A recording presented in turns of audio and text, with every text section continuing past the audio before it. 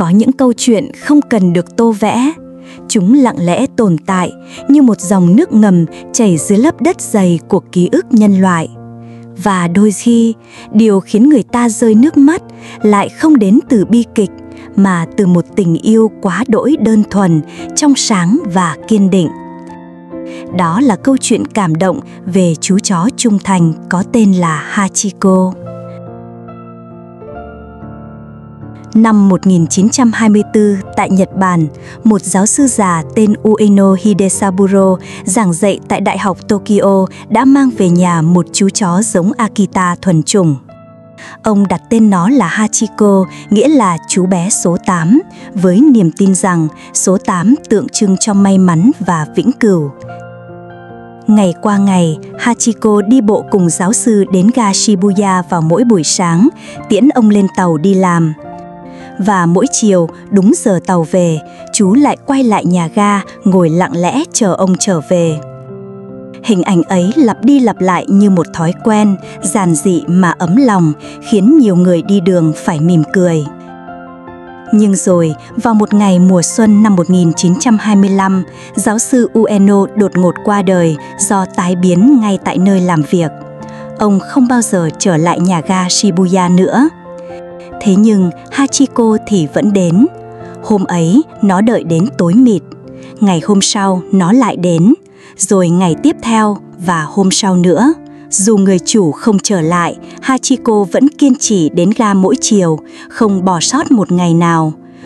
Mưa gió, tuyết lạnh hay nắng gắt, chú chó vẫn lặng lẽ ngồi bên sân ga, mắt dõi về phía đoàn tàu mà nó tin rằng sẽ mang giáo sư trở lại. Ban đầu, người dân xung quanh không để ý, nhưng dần dần họ nhận ra câu chuyện cảm động phía sau hành động ấy.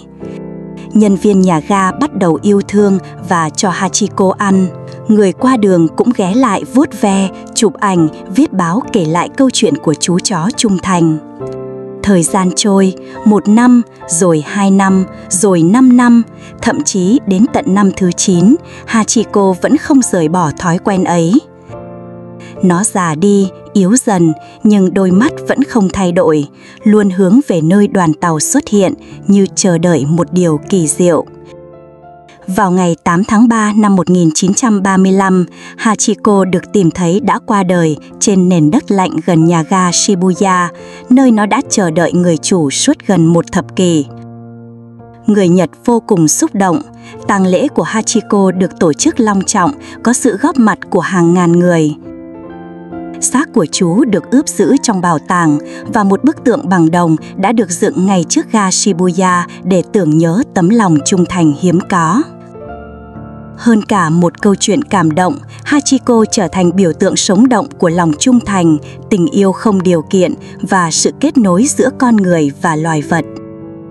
Hàng năm, vào ngày mất của chú, người dân Nhật vẫn tổ chức lễ tưởng niệm, và bức tượng ấy, dù đã bao lần được trùng tu, vẫn luôn đứng đó như chính Hachiko chưa bao giờ rời đi.